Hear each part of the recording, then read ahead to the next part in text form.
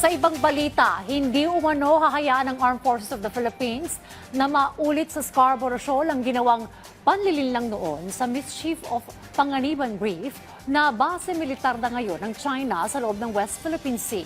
Yan ang ulat ni Patrick De Jesus.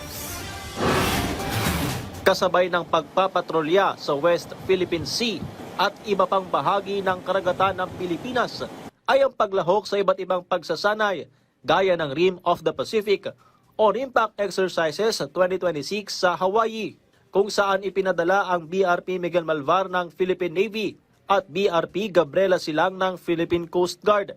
Sa kabila nito, tiniyak ng Armed Forces of the Philippines na sapat ang mga barko at iba pang asset para bantayan ang teritoryo at soberanya ng bansa sa tulong na rin ng mga makabagong kagamitan.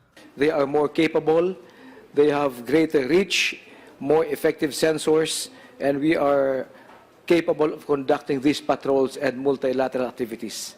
Bahagi dito ang pinaigting na pagbabantay sa Bajo de Masinloc o Scarborough Shoal, gaya na lang ng ginawang pagpapatrolya ng BRP Diego Silang noong nakaraang linggo, kahit pa sumalubong dito ang 4 na barko ng China.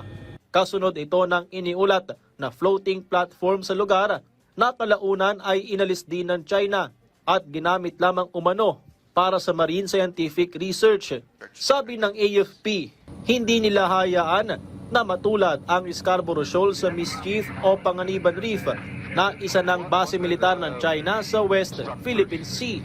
In 1995, the Philippines and the world was fooled by similar statements about Panganiban or Mischief Reef.